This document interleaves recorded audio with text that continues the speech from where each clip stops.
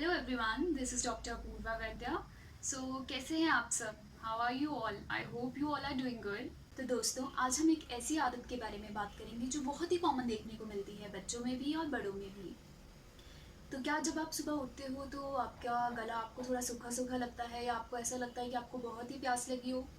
क्या आपके मुंह से सुबह उठ के थोड़ी बदबू आती है? या फिर आपको ऐसा लगता है जब भी आप सुबह उठते हो कि आपका गला ख़राब है, या आपका गला ख़राब हो गया है, या इसमें दर्द हो रही है, जो पूरे दिन में अपने आप ही ठीक हो जाती है, या फिर पूरा दिन रहती है? और अगर आप रात को ब्रश करके सोते हो, फिर भी सुबह आपके मुँह से स्मेल आती है। तो इन सब क्वेश्चंस के आंसर्स अगर आप जानना चाहते हैं तो ये वीडियो एंड तक ज़रूर देखें, आपको आपके आंसर्स ज़रूर मिलेंगे। आज हम बात करेंगे जिस आदत के बारे में, उसका नाम है माउथ ब्रीदिंग। जी हाँ, मुँह से साँस लेना। तो क्या आपका बच्चा मुँह खोल के सोता है, या फिर ज़्यादातर समय उसका मुँह खुला रहता है, वो मुँह से ही साँस लेता है, या आपको उसकी साँसों की आवाज़ें ज़ोर-ज़ोर से सुनाई देती है, या वो खर्राटे लेता है? तो क्या ये सब चीज़ें एक छोटे बच्चे में नॉर्मल है? बिल्कुल नहीं। ये आदत बिल्कुल भी नॉर्मल नहीं है। ये आदत ना आपके बच्चे में और ना ही आप में नॉर्मल है। मतलब ये आदत किसी भी एज ग्रुप, या छोटा बच्चा या थोड़ा बड़ा बच्चा, स्कूल जाने वाला बच्चा, या कोई बड़ा, या फिर खुद आप, ये आदत किसी भी व्यक्ति में नॉर्मल नहीं है। तो आइए बात करते हैं इनके रीज़न्स के बारे में, कि आखिर कोई मुँह से साँस लेता क्यों है? तो पहला रीज़न है ऑब्स्ट्रक्शन इन द नोज़, यानी कि नाक में किसी वजह से कोई रुकावट।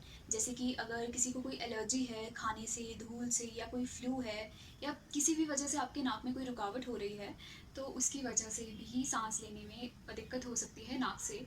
तो सेकंड है एनाटॉमिकल रीजंस, जिसकी वजह से नाक से सांस लेने में दिक्कत हो रही है, जिनके एग्जांपल्स मैं आपको बताऊं तो डेविएटेड सेप्टम। ये मैंने यहाँ पे एक डायग्राम आपको बताई है।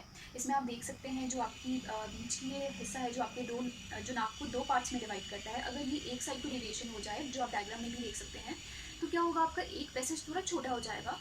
उसकी वजह से आप ढंग से सांस नहीं ले पाएंगे और मुंह से सांस लेंगे। सेकेंड है पॉलिप्स, जो आपके नाक में अंदर लाइनिंग है, अगर उस पर कोई ग्रोथ हो जाए, तो वो ग्रोथ क्या करेगी, ऑब्स्ट्रक्शन करेगी। ऑब्स्ट्रक्शन यानी कि रुकावट करेगी। आप अच्छे से सांस नहीं ले पाएंगे, तो आप फिर से मुंह से ही सांस लेना प्रेफर करेंगे। तो अगला रीज़न जो है वो मैं आपको डायग्राम के थ्रू ही समझाना चाहूँगी। जो ये मार्क है, ये इनको टर्बिनेट्स कहते हैं, जो मैंने लेबलिंग भी की हुई है, यानी कि मार्क किया हुआ है। तो जब ये थोड़े अपनी साइज़ से बड़े हो जाते हैं, तो उस नाक से सांस लेने में थोड़ी रुकावट करते हैं, जिसकी वजह से भी इंसान अपने मुंह से सांस लेने की कोशिश करता है। तो अगला रीज़न है हैबिचुअल, यानी कि कोई आदत, जिसका मतलब है कि किसी वजह से आपके नाक में पहले रुकावट थी, लेकिन वो अब ठीक हो गई है। चाहे वो किसी कोल्ड की वजह से हो सकता है, फ्लू की वजह से हो सकता है, या कोई एनाटॉमिकल वेरिएशन जो मैंने आपको पहले बताई, लेकिन अब वो आप सब कुछ ट्रीट करवा चुके हो। लेकिन फिर भी आपका बच्चा या आप जो भी है वो मुँह से सांस लेते हैं। उसका कारण ये है कि जब वो प्रॉब्लम थी, तो आपको आदत पड़ गई थी मुँह से सांस लेने की। तो वो सब कुछ ठीक होने के बाद भी आप मुँह से सांस ले रहे हैं, क्योंकि वो एक आदत बन चुकी है, तो हमें उस आदत को छुड़वाना होगा, तभी सब कुछ नॉर्मल हो पाएगा। फिर आपका बच्चा अंगूठा चूसता है, तो भी हो सकता है कि वो मुँह से सांस ले। लेकिन अगर आपने ये आदत बच्चे की छुड़वा दी है अंगूठा चूसने की, तो इसका मतलब ये नहीं है कि उसकी मुँह से सांस लेने की आदत भी छूट जाए, क्योंकि ये दोनों अलग-अलग आदतें हैं। तो इनको अलग-अलग छुड़वाने के प्रोसीजर्स भी डिफरेंट हैं, तो आपको ये दोनों आदतों को अलग से ही ट्रीट करना होगा। अगर आपके बच्चे को टंग टाई है, टंग टाई अगर मैं कहूँ तो जीभ जो होती है वो यहाँ नीचे जुड़ी होती है, आपको ऐसे पता नहीं लगेगा, तो ये मैंने आपके लिए एक पिक्चर बताई है। ये आप देख सकते हैं कि इस पिक्चर में जो जीभ है वो नीचे जुड़ी हुई है। तो इससे क्या होगा कि जो जीभ है उसकी मूवमेंट पूरी नहीं हो पाएगी। तो नॉर्मली जीभ हमारी ऊपर रेस्ट करती है, यानी कि ऊपर रहती है जब मुँह बंद करते हैं, तो उसकी जीभ नीचे होने की वजह से भी वो मुँह से सांस लेने की आदत उसमें बन सकती है। अगर आपका बच्चा मुँह से साँस ले रहा है, तो हो सकता है इसमें उसकी कोई गलती ना हो। जब बच्चा छोटा होता है, तो उसे माँ के दूध की बहुत ज़्यादा ज़रूरत होती है। सिर्फ़ उसका पर्पस एक न्यूट्रिशन ही नहीं है, और भी बहुत रीज़न्स हैं। जैसे एक रीज़न मैं आपको अभी बताने वाली हूँ, जो इस हैबिट से रिलेटेड है। तो जब बच्चे को प्रॉपर्ली ब्रेस्ट फीड नहीं मिलती है, तो उसकी जो टंग की मसल्स होती है वो प्रॉपर्ली डेवलप नहीं होती है, यानी कि प्रॉपर्ली नहीं बन पाती है। जब उसका जो स्वॉलोइंग पैटर्न होता है, यानी कि निगलने का जो पैटर्न होता है, वो भी प्रॉपर नहीं हो पाता, जिसकी वजह से जो उसकी टंग है वो अपनी प्रॉपर पोजीशन पे नहीं रहती। प्रॉपर पोजीशन में अगर कहूँ तो जैसे कि ये आपका मुंह है, तो ये इस ऊपर वाले पार्ट को मैं रूफ़ कहूँगी और इस नीचे वाले पार्ट को मैं उसका फ्लोर कहूँगी। तो जो आपकी जीभ है वो आपके रूफ़ पे रेस्ट करती है और फ्लोर पे नहीं करती। लेकिन जो बच्चा मुँह से साँस लेता है तो क्या होता है कि उसकी जो जीभ है वो फ्लोर पे रेस्ट करती है, रूफ़ पे सिर्फ़ उनकी रेस्ट करती है जो नाक से साँस लेते हैं। एक्चुअली इस टाइम पे बच्चा ग्रो कर रहा होता है, उसकी ग्रोइंग एज होती है, तो आप बच्चे को जैसे मोल्ड करोगे वो वैसा बन जाएगा। अगर आप उसकी ब्रेस्ट फीडिंग करवाओगे तो उसकी मसल्स जो होंगी टंग की वो प्रॉपर्ली डेवलप होंगी और उसके लिए आगे के लिए भी फ़ायदेमंद है और हो सकता है वो मुँह से सांस ना ले। लेकिन अगर आप उसको बॉटल फीडिंग की हैबिट डाल रहे हो तो उसकी मसल्स डेवलप नहीं हो रही हैं और उसे ये हैबिट हो सकता है आपकी वजह से ही हो रही है। तो प्लीज़ इसे ध्यान दें और अपने बच्चे को ब्रेस्ट फीडिंग करवाएं और बॉटल से इतना फीड ना करवाएं। तो अब आखिर पता कैसे करें कि आपका बच्चा मुँह से साँस लेता है या नहीं? साइंस बताऊँगी जो आप अपने बच्चे में देख सकते हो।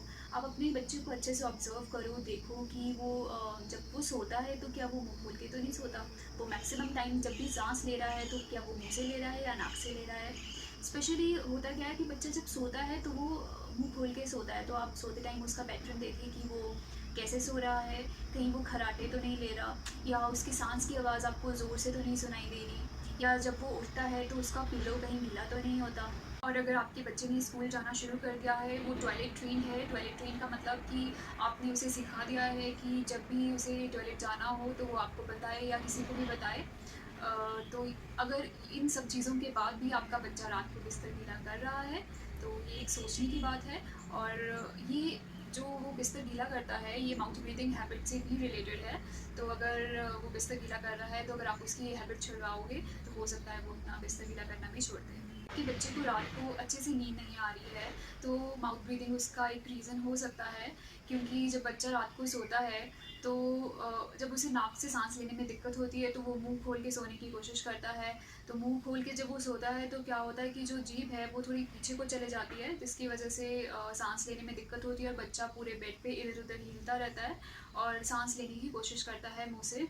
और अगर आपका बच्चा थोड़ा गुस्से में रहता है, चिड़चिड़ापन उसमें है, उसकी कंसंट्रेशन स्कूल में नहीं है ज़्यादा, उसका मन नहीं लग रहा है स्कूल में या पढ़ाई में, या फिर वो पूरा दिन काफ़ी थका हुआ रहता है, उसकी आंखें काफ़ी थकी हुई लगती हैं आपको, या फिर आपका बच्चा जो है पूरा दिन आपको ऐसा लगता है कि उसको बस नींद आ रही है, तो ये सारे साइंस भी आपको ध्यान में रखने हैं। हो सकता है आपका बच्चा मुंह खोल के सोता हो, तो इन सब चीज़ों को आपको अपने बच्चे में देखना है कि कहीं वो ये सब चीज़ें तो नहीं कर रहा।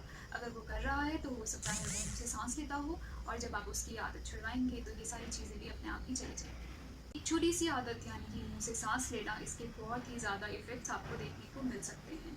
तो आइए जानते हैं उन सब के बारे में। कि बच्चे के दांत काफ़ी टेढ़े मेढ़े हैं और आप सोच रहे हैं कि उसे आप तारे लगवाओ या हो सकता है आपने तारे लगवा ली हों, लेकिन अगर वो मुंह से सांस लेता है तो आपके इस ट्रीटमेंट को बहुत ज़्यादा टाइम लगेगा क्योंकि मैक्सिमम टाइम उसका मुंह खुला रहता है और ये ट्रीटमेंट आपकी बहुत ही ज़्यादा डिले होती रहेगी।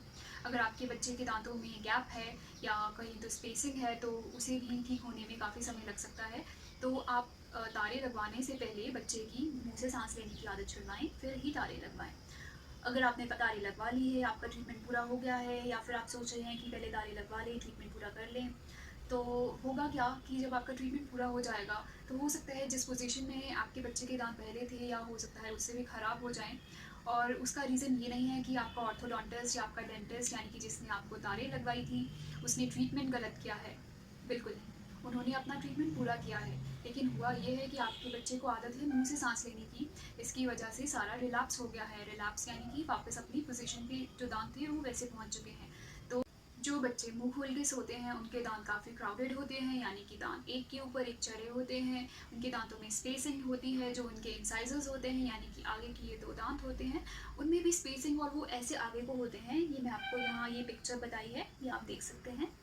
अगला इफ़ेक्ट ये भी देखने को मिलता है कि जो बच्चे मुँह से साँस लेते हैं, उनकी जो आवाज़ होती है उसमें ऐसा लगता है कि वो नाक से बात कर रहे हैं।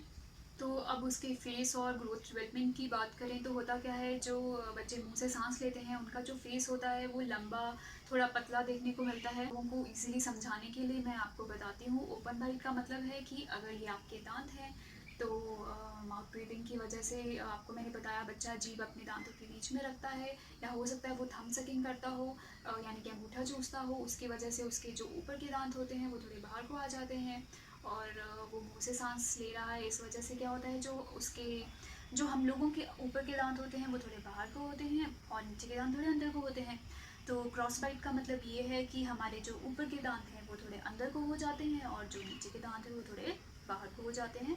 फिर भी आप लोगों को थोड़ा कन्फ्यूजन अगर हो रहा हो तो मैं आपको ये पिक्चर यहाँ पे डिस्प्ले कर रही हूँ। जो होता है उसका जो ऊपर का होंठ होता है वो थोड़ा छोटा होता है, नीचे के कंपेरेटिवली उसकी गमी स्माइल देखने को मिलती है। गमी स्माइल यानी कि जब वो हंसता है तो उसके मसूड़े हैं जो वो विजिबल होते हैं, यानी कि वो दिखाई देते हैं। नॉर्मली जब कोई इंसान स्माइल करता है तो उसके गम्स बहुत विजिबल नहीं होने चाहिए। गमी स्माइल का मतलब है कि अगर आपने अक्षय कुमार को देखा होगा तो उसकी स्माइल तो आपने देखी होगी कि उसके गम यानी कि मसूड़े काफ़ी ज़्यादा देखने को मिलते हैं, तो उसी स्माइल को हम गमी स्माइल बोलते हैं। फिर भी मैं आपको यहाँ पे एक फ़ोटो डिस्प्ले कर रही हूँ कि गमी स्माइल होती क्या है।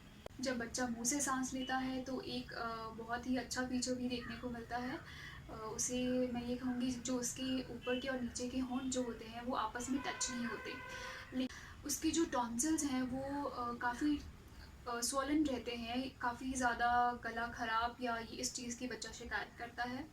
मुँह से सांस लेने की वजह से आपके जो बच्चे के जॉ होते हैं, जॉ यानी कि नीचे का जबड़ा या ऊपर का जबड़ा, वो अच्छे से डेवलप नहीं हो पाता है। तो दोस्तों, मैं आपको काफ़ी जानकारी ऑलरेडी दे चुकी हूँ माउथ ब्रीदिंग के बारे में, यानी कि मुँह से सांस लेना जो ये आदत है उसके बारे में। लेकिन अभी भी कुछ क्वेश्चंस रह गए हैं जो मैंने स्टार्टिंग में कहे थे। तो आप लोग चाहते होंगे कि मैं उनके आंसर्स बताऊं। वो क्वेश्चंस अगर आप भूल गए हैं तो मैं उन्हें रिपीट कर देती हूँ।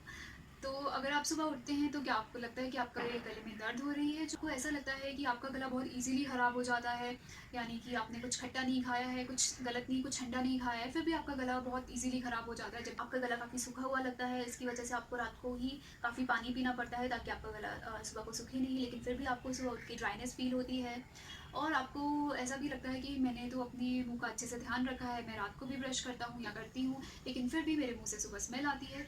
तो इन सब का कारण आखिर है क्या? कारण भी माउथ ब्रीथिंग हैबिट ही है, यानी कि मुँह से सांस लेना।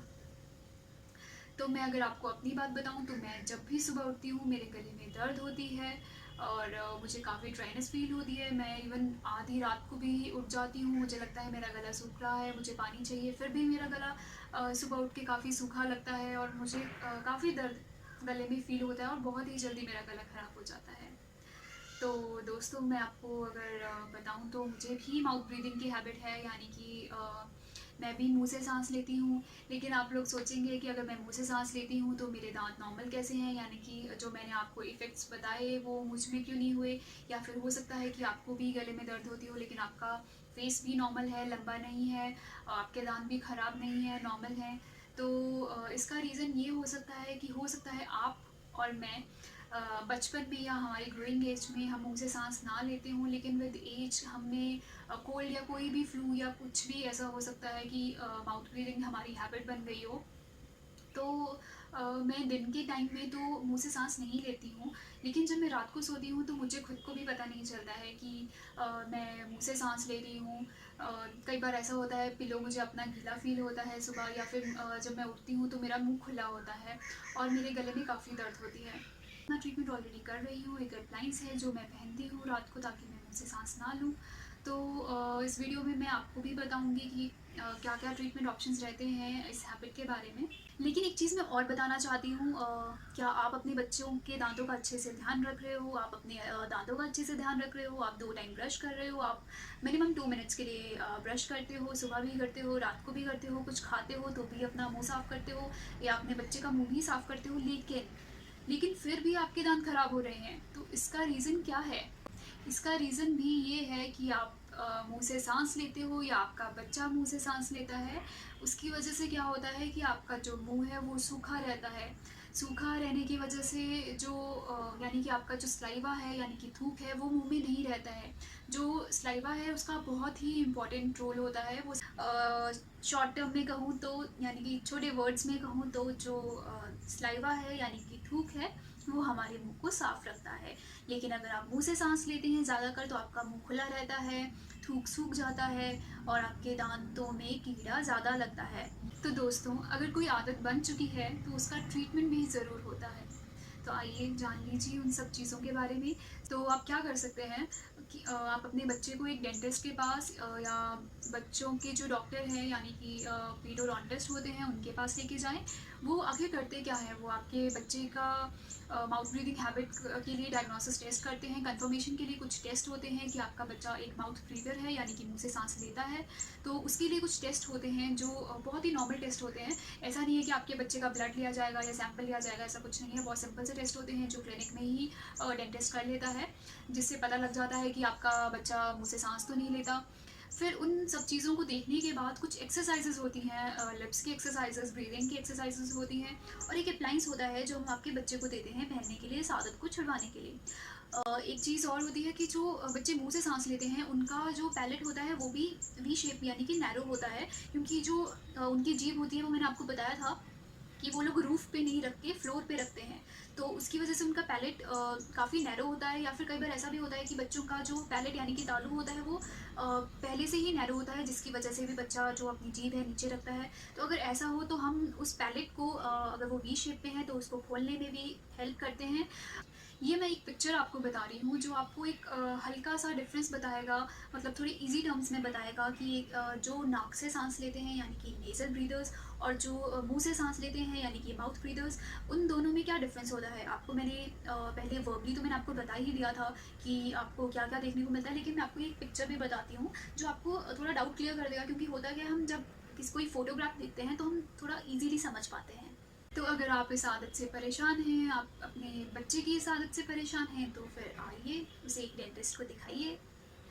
सो फ्रेंड्स, लास्ट में मैं फिर से यही कहना चाहूँगी, अगर आपको कोई कन्फ्यूजन है, कोई डाउट है या कोई भी क्वेरीज़ आपके मन में हैं, तो आप कमेंट सेक्शन में मुझे ज़रूर बताएँ। मैं आपके रिप्लाई करके आपकी कन्फ्यूजन ज़रूर दूर करूँगी। सो थैंक यू, धन्यवाद, और प्लीज़ मेरे वीडियो को लाइक करना, शेयर करना, सब्सक्राइब करना बिल्कुल ना भूलें, और हो सके तो इस वीडियो को ज़्यादा से ज़्यादा शेयर करें, और thank you. Bye bye. And don't forget to press the bell icon.